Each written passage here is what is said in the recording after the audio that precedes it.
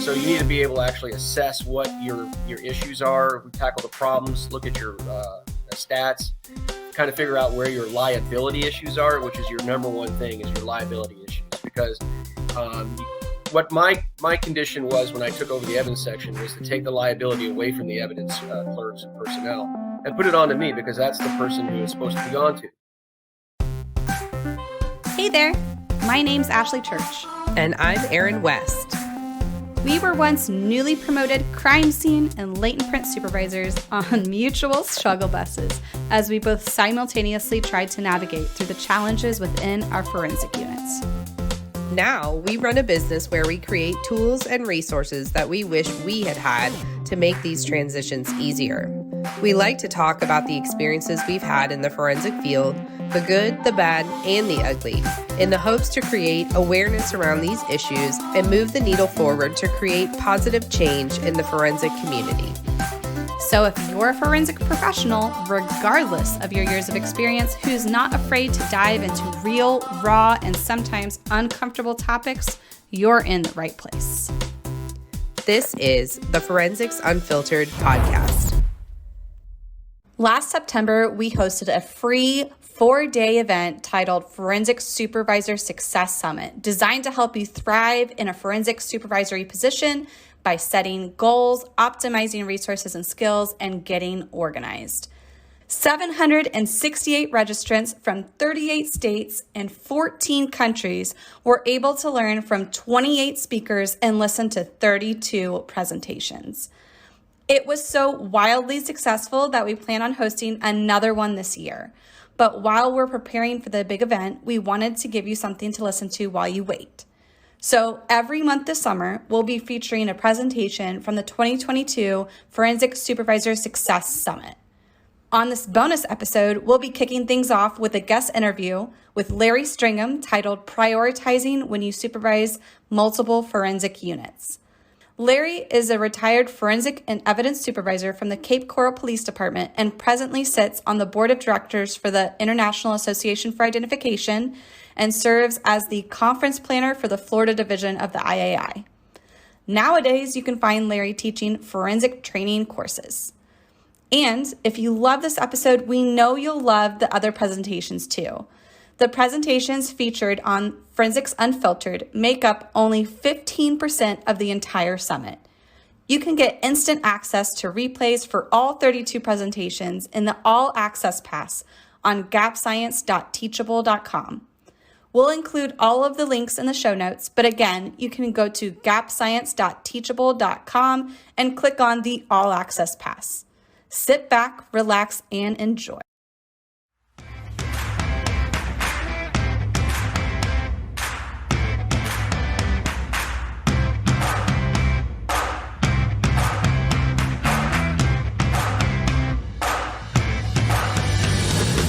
Well, thanks so much for joining us, Larry. We're very excited to have you. I know you have a lot of years of experience in the forensic world and you're very active, but just in case we have some people that may not be able to recognize your face, can you tell us a little bit about yourself and your background? Yeah, my name is Larry Stringham. I'm retired now from the Cape Coral Police Department for 25 years. I've done forensics for 30 years, multidiscipline supervision for 15. I was in the United States Air Force. I'm a board member of the II, a distinguished member and former president of the FDII. Used to own my own company. I'm now an instructor for TriTech, and I was an accreditation manager at the Cape Coral Police Department as well as the supervisor. So I think that would hit every button that needs to be hit. So can you tell us a little bit more about your experience as a supervisor and maybe how that started? Well, that's a funny story because I actually got the job as communication supervisor at the Cape Coral Police Department. I needed more money, and like everybody else did, and then I applied for the job because I had fire investigation and I had communication skills through the United States Air Force as a dispatcher for Hernando County Sheriff's Office. So the major walked in, or I guess he was the deputy chief at that time. He walks in my office and he goes, "I can't lose you for forensics, so how about I make you the supervisor of forensics and evidence?" Basically, it was time and opportunity to hit me the right way. I'm in love with forensics, as anybody knows about me. They would know that, and so I accepted it right there and then, and I've been doing it. Well, had been doing it since until I retired. What were the units like that you supervised? Like what condition were they in? Did they need a little bit of TLC, or were they well established, or how big were they? Well, the forensic unit was pretty near perfect because I was in charge of it. And so I would say, now I started off in Cape Coral as a one-man unit, and I had aspirations, but it all depends on if your city grows or not, depending on how big. So my jurisdiction at that time was like 70,000 people in the city. So I was a one-man show, but I could see that the potential of growth was there. And I had supervision experience in the Air Force and other places. So I kind of tailored the unit so that it would run symmetrically with where the state is running and the best practices and stuff. Because when I got there, they didn't even have a camera, not even a print kit. They didn't have. I walked in that day with just me. I had a loop. Yep. I had a loop, but that was it. But I think a lot of people can relate to that, Yeah. especially like some of our past students. So the evidence section was pretty much ran by a sergeant or lieutenant who they passed on to another sergeant lieutenant. No one really knew the job. No one really knew what needed to happen. Inspections, audits, they weren't being done because no one knew they were supposed to be done. So when I took over, I was actually the backup for the Hernando County Sheriff's Office's property unit. So I knew a lot of the state laws, 705, 119, different things like that. So I was able to actually start functioning them into a greater unit and actually have purpose, if you want to put it that way. I'm also a supervisor of the background checks for the city of Cape Coral. Now, how I got working for HR, I literally have no idea. But they just said fingerprints. Oh, that's Larry. We were doing that, so I had a couple employees there, and at one time I was in charge of like 13 to 14 volunteers. Oh, wow. Yeah, that actually is a lot more stress related than the other one. Yeah, I'm sure. So we had the forensic unit that was pretty well established, and then you had these other units that you were gifted that probably need a little bit of TLC. Let's try to focus on maybe just managing one type of unit, and then we're going to talk about transitioning to managing multiple types of units. Sure. So when you manage a single unit, how do you determine like what types of tasks or projects take priority over others? Like how do you determine what you need to tackle first? That's a really good question, and it's multiple answers that actually can answer this question. But I think first of all, if you're a brand new supervisor coming in, you can't throw the baby out with the bathwater. There are a few things that are going to be good that they're doing, and there's a few things that won't fit your need or your assessment. So you need to be able to actually assess what your issues are, tackle the problems, look at your stats, kind of figure out where your liability issues are, which is your number one thing is your liability issues. Because what my condition was when I took over the evidence section was to take the liability away from the evidence clerks and personnel and put it onto me, because that's the person who is supposed to be gone to. Also, I brought them into time-sensitive material. Before they just kind of did what they did, and before they didn't have no timelines. So I actually established timelines when things were required, action dates, things like that. And the other one that they did, but they never understood the importance of it, is staff requested requests. So when the chief wants you to do something, he's not looking for you to do it on Tuesday. He's looking for you to do it while you're still in the office. So Right. Understanding that there is a little bit of office politics, and although it doesn't run into your timeline, it does run into your timeline. So you have to make it that timeline. Yeah, and I think sometimes when you start being a supervisor with a forensic unit that maybe didn't have those connections well established, you're kind of trying to build better bridges with your chain of command. It's true, because you really don't know. And the problem with coming over to a new department, which is what I did when I came to Cape Coral, is that you don't know who your friend is, and you don't know who your foe is, and you don't know who's playing the politics games which way. And so it's a learning process that you just kind of sit back, stay back a little bit, and let the problems come to you instead of you go to the problems. Basically is the best analogy. I think that's a great piece of advice, because I think some people get very excited and they want to change a lot of things at once and just kind of rush into things. Whereas like you really should really assess what the issues are, like what the dynamics are at that agency, and then try to figure out like what you can work in and when is an appropriate time to do it. Yeah, time is really the essence of everything that we're going to talk to you about today, and knowing when time is and what time it's not time to do things. Like you don't start things on Christmas week. It's just a stupid way of doing something. So knowing your time and when it's a good applicable time to do it, maybe at the beginning of the year when you have that January, February lull in time. There's stuff that supervisors should keep in mind when they're actually going to do task force things like that. Yeah, that's great. Great pieces of advice. So now let's talk about when you're transitioning from maybe a unit you're more familiar with to now you have multiple units and maybe you don't have the knowledge base for some units like you do others. What can you, like, how do you start with that, and what can you do to divide your time evenly? I've always been curious about divide your time evenly. That's a very great statement because I've heard this all my career in my supervisor classes that I've taken, and I go to a different analogy on it, just as Larryism, by the way. Everything is basically it's either fair or equal, and I really lived by this. If you're doing things fairly, you're making sure that everyone gets a shake at it at their own rate. If you're doing everything equally, that means everyone gets the exact same thing. So if you're in a unit that needs a little bit more of attention, a little bit more push or stuff like that, then allot them more time in your day than you would do the other things that you do, like supervisor reviews or things like that for your crime scene unit, if you're a crime scene person. And a lot of times, if you get them to do, and we may talk about this later on too, ownership of that project, you won't have to spend so much time there because they're actually going to be focused on material, and you're not going to have to do that as much. I've always believed that when you're actually dealing with people, you deal with them fairly. When you're dealing with their pay or their time off and stuff, you deal with them equally. So you can do things both in the same direction, but you actually have to be cognizant of what you're doing at the time. And I can give an example of this. I had one employee who was having an issue with the barcoding and placement of the items. So I normally would say, well, you have an hour in the morning to be able to slot your items in. That should be plenty of time. I actually went and said, okay, you have 2 hours, because what I want you to do is I want you to double check your material after you're done with it. And then when you get comfortable enough with your double checking, we'll go back to single checking. It's funny that evidence, the minimum requirement is perfection.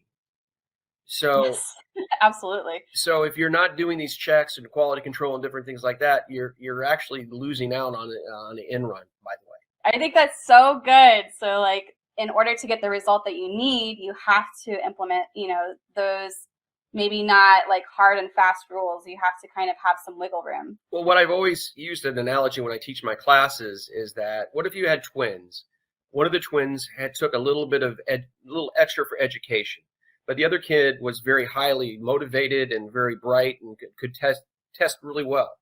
Well, to make things fair, you're going to have to give the first child a little bit more educational, referencing backgrounds, maybe a tutor, different things, while the other one doesn't need it.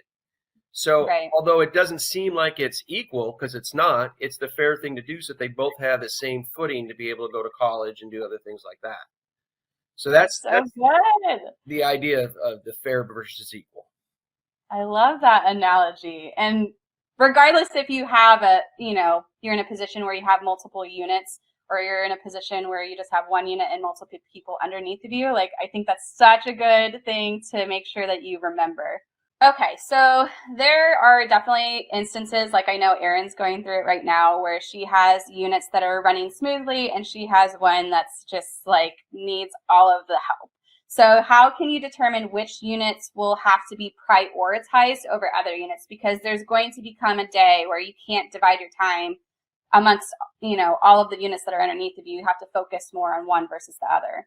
Well, I've had that issue as well. And I think what I did was I tried to, at the beginning of the day, is make sure that I meet with them as a personal overview. Instead of being a boss, I was Larry, but Larry with a purpose. So I would go down to the evidence room after I worked out in the morning, and I would say, hey guys, what's going on? And then we would talk about Van Halen, or we would talk about the latest Beanie Baby or whatever that was. And then we would have a conversation about that. And then as I'm sitting there listening to them, I'm also listening to their point of view, their emotions of that day. Did they have problems at home and things like that? So that's the first thing I would do. And I would do that. I'd go upstairs into forensics and I would do the same thing. And then I would go down to background checks and I would do the same thing. And that would be about my first hour of the day. So I have assessed now what the work conditions in the workplace basically are going to be. So that allows me to prioritize the information. It could be complex if they're in a good mood, or it could be rather just trugging along like you had to every day if it is a bad mood. And it really did help me out through the years because I went into the evidence unit and I split them into 4 jobs, which they switched every month. So the quality control position was kind of like the supervisor there. That person I would bring up into my office about once a week, and we would just have a conversation about how everything's going, any problems, we have any checks, any problems, and they would give me checklists and stuff like that. So I think to your question is prioritization. Is that what the question was? Yeah, like how do you like prioritize the needs of one unit versus the other? But it sounds like touching base with every single person, even though you're not like giving them the most of your time that week, you're still showing that you care. And I think that's super important. So they understand like, okay, Larry has to focus on this other problem with this other unit right now, but he still cares about me. Correct. That's exactly where the situation came from. And then during that day, I'd say, all right, I have accreditation assessments that I have to do for the first 2 hours. There's no choice about it. As a young supervisor or a new supervisor, the hardest thing you're able to do is actually prioritize your time. Time is the enemy and the ally of your life. Supervisors, especially, I was a working supervisor, so I still got overtime, but I would never put in for overtime. If I couldn't do my job in 8 hours, then what am I doing there in the first place? But new supervisors seem to have that ability to get lost in the weeds. That's where your prioritization, you have to look at your 2-hour time slot and say, okay, I gave 2 hours to do this project.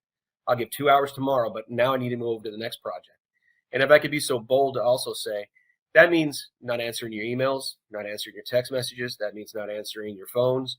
That means prioritizing your time to that project that needs individualization. I'm so glad you said that because we present that idea in our supervision course and people think we're nuts. They're like, you know, people depend on me answering that email. And it's like, but then you never get anything done. Well, not only that, but what you're doing is your prioritization is of your text messages or your emails, not of what your job is doing. And a lot of people look at it and say, but I can multitask. Can you really? If the person's saying they need this done immediately and you're trying to do something with another job you're trying to do immediately, can those both be done at the same time? So I've always slotted like at 11:30 to about 12:30, depending on when I did my lunch. I answered all my emails, all my phones, and then I would do the same thing at 3 o'clock later that day. And everyone got answered. Everyone's information got done. It just wasn't done to the immediate that they're used to from everyone else. That's so good. I'm so glad you brought that up because it's definitely something that people need to hear more of. Yeah. One of the biggest challenges we see is supervisors have taken over units with lots of problems. There's lots of fires to put out that need to be fixed right away. So do you have any suggestions for how to tackle these challenges without neglecting like other units or other duties that you're expected to, you know, complete throughout the week? I do, but it takes a lot of footwork for the new supervisor, which you need to actually prioritize the material that of your fires that are going on. Sometimes they're just smoldering, and sometimes they're big fires. I went over to another department to assist them in an audit, and they had a lot of fires. So basically, I said I couldn't do this audit because there's no way to audit you the way everything is right now. So what I need you to do is do these simple steps. This is what I need to do first. And then you prioritize the fires that basically going on. And I think normally what you'll find out is that a lot of the fires are connected to each other. You have a commonality to the fire going on. And if you fix the root cause of what's going on over here in this fire, this other fire will go out almost immediately. I think sometimes too is people become very influenced by other people in the unit. So like I know some of the staff members might think that their fire is bigger than what it really is. And same thing with even the chain of command, maybe because they don't really understand like the liabilities of the evidence unit and the forensic unit. So they don't understand like some fires are really big fires and this fire over here, like I understand it's pissing you off or you get very frustrated, but it's really not that big of a deal and we can tackle that later. Well, I had a circumstance years ago when I first became a supervisor. In fact, this might be the first thing I ever did as a supervisor that was derogatory. I had an employee lose a piece of homicide evidence and in the evidence section. And, that's not acceptable. And so I said, you've got 3 days to find this. You need to go through this row and this row. So the second day that I came in, he had his feet on the desk. He was reading the newspaper. And he does this every morning, though. And I looked at him and go like, do you think this is the most effective way to buy your time? And basically goes like, it'll show up. It's no big deal. And I'm going like, I have to present this to the state attorney that we're missing this piece of evidence within the third day.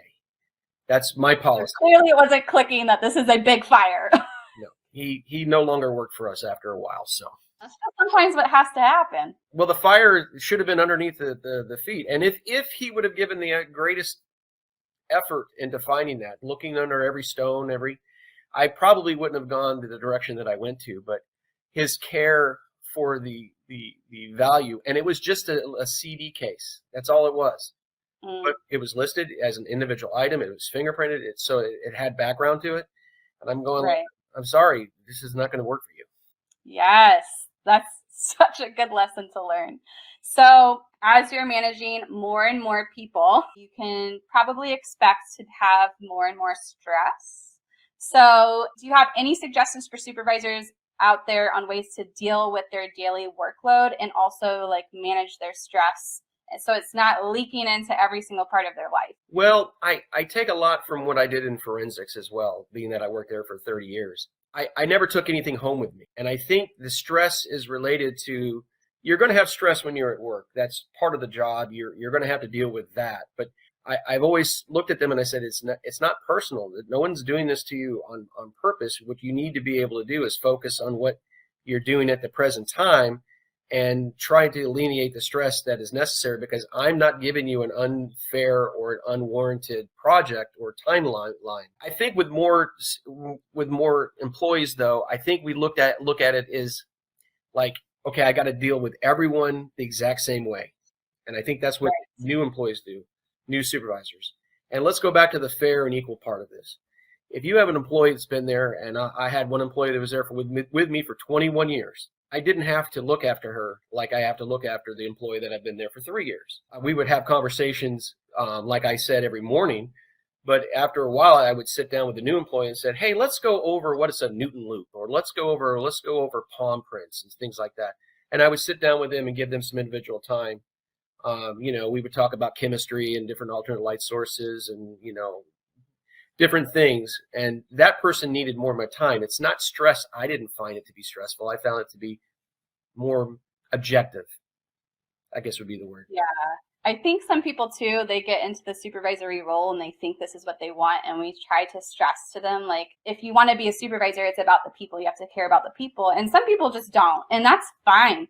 So maybe this isn't for you. But like you said, like, if the thought of managing more and more people stresses you out, you may want to kind of take a look at what you're doing.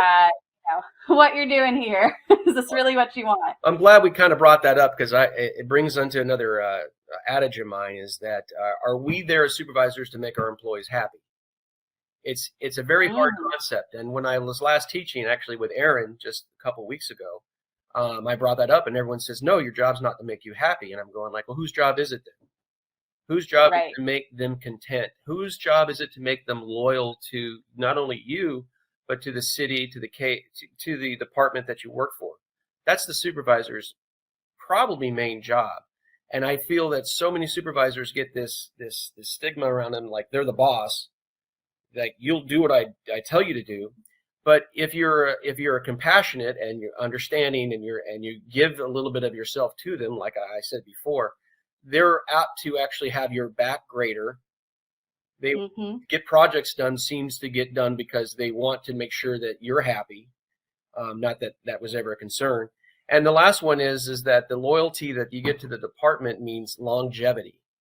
And the one thing that new supervisors really miss out on is that if you're always training new employees, then you're not supervising. You're actually training.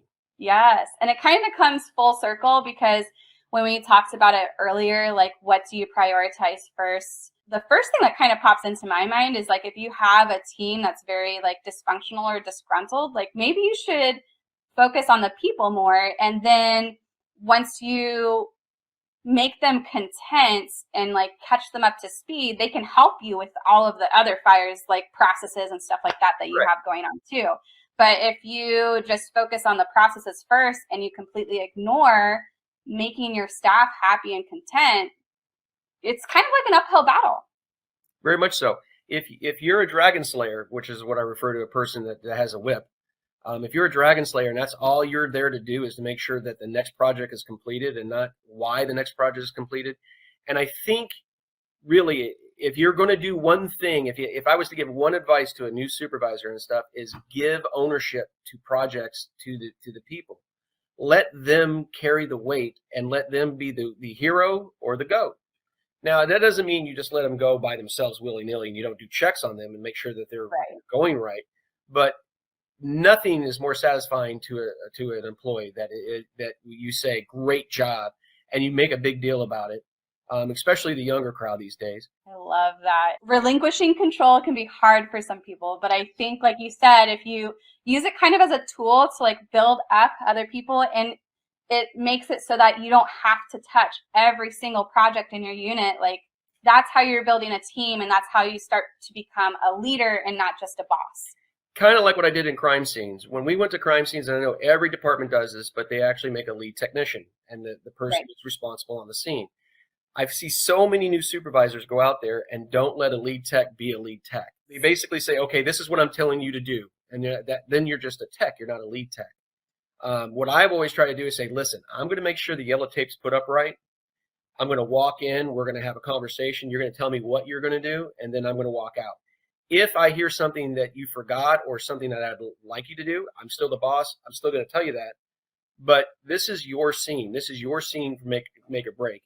It can feel very weird, especially when you've been in like the lead technician role for so many years. But eventually you have to learn, like, you're not the lead tech anymore, and you're more like a support person. Like, you know, you're the one that goes and gets their equipment for them or gets them what they need, make sure that they eat and take breaks. In fact, I had one employee that was diabetic, and I would always carry a banana and Gatorade in my car because I've seen her when she's not fluided up or whatever you want to call it for diabetics. And so I would always say every 2 hours, I'd say, okay, time for you to get a banana. That's wonderful. Well, I have one more question before we wrap this up. So when you're helping your units understand what a priority is, if you oversee multiple supervisors, that can be a different challenge in and of itself. How do you get buy-in from your units in regards to where the majority of their time, energy, and efforts will be devoted? You should have come together meetings every week, even if they're just to say hello and you have nothing to say. But you should be going over the projects. And I'm going to go with crime scene for right now. You should be going over the projects of what crime scenes did we just do?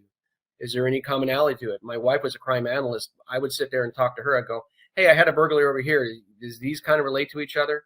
But more importantly, I would get on my office manager, who's now the supervisor of forensics, and we would sit down with the quality control manager was of that week, and then we would bring up the background check person, and we would just have a little powwow of what we were doing, what we need to accomplish, what we need to prioritize, and then I would bring in the lead technician. So by the time I was done, almost everybody in the office was in their meeting in the last place, because I just don't like when you have a meeting and you exclude somebody, because that brings up resentment that they're not being invited to the party, even though they may not have much to say. So when we were having like a homicide meeting with the detectives, my whole unit would go, and they're going like, they didn't have anything part of it. I'm going like, yeah, but they might be sending stuff off to the lab. They might be doing this. They might be doing that. We work on 2 days off, 2 days on type of a schedule. So you never know when this person you might need this person. So I hope that answers the question. Did it answer the question? Yeah, I think it's a good habit to get into. Like you said, kind of having weekly meetings, it kind of gives you the opportunity to get on the same page so that you don't accidentally undermine your supervisors and the decisions that they're making. Like maybe you have some clarification and better understanding that you need on your end. So I think that's just like a good overall habit to get into. Right. Make sure you have those weekly meetings, those weekly check-ins with your supervisor, and see, are things heading in the right direction? And if they're not, you're there to help them like redirect. And I could actually read them a little bit, because when I'm doing the morning type thing, it's more like for fun. When I'm talking about work, I can see the frustration in their work. And I had one employee years ago who basically was yelling at me to my face, which I told him, you can do. That does not bother me. Listen, nothing's personal. When you're working for the victim and I'm not doing what's right for the victim, and you see that, then yelling at me is the right thing to do.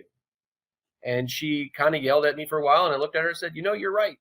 You're 100% correct. I was 100% wrong with the assessment of what you're talking about.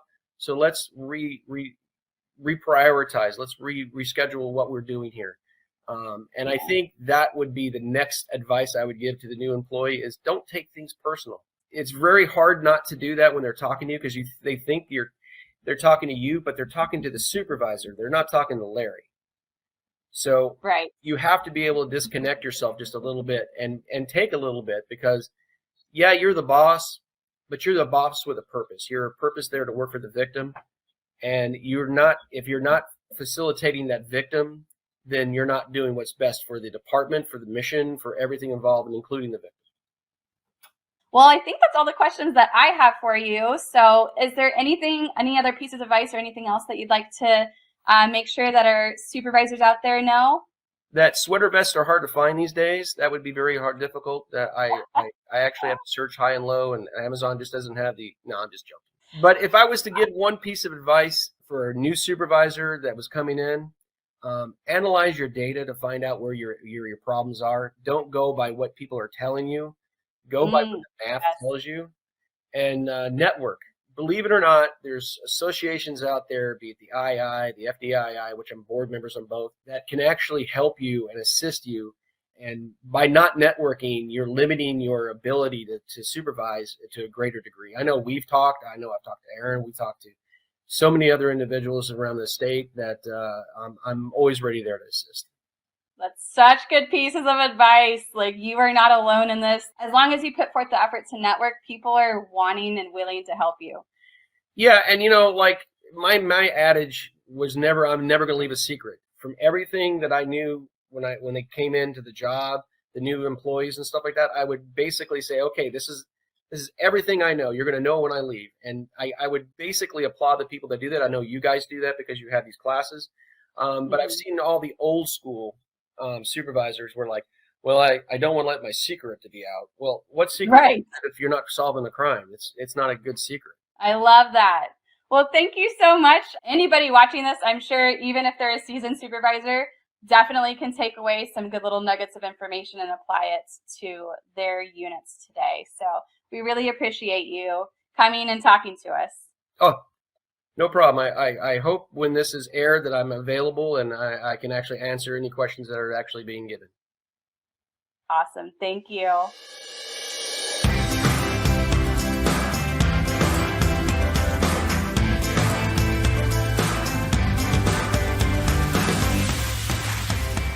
All right, we hope you enjoyed this bonus episode of the Forensics Unfiltered podcast. Just a reminder, if you want instant access to this guest interview and over 30 more presentations like it, get the All Access Pass at gapscience.teachable.com. The link is waiting for you in the show notes. Thank you so much for being here and listening to Forensics Unfiltered. If you liked this episode, would you do us a favor and leave a review letting us know specifically what you liked about this topic? It will only take a minute, but it will really help us plan future episodes so we can bring you more topics that you want to listen to. We'll be sure to provide any links from today's episode in our show notes on our website. Head to www.gapscience.com. Until next time, stay safe out there.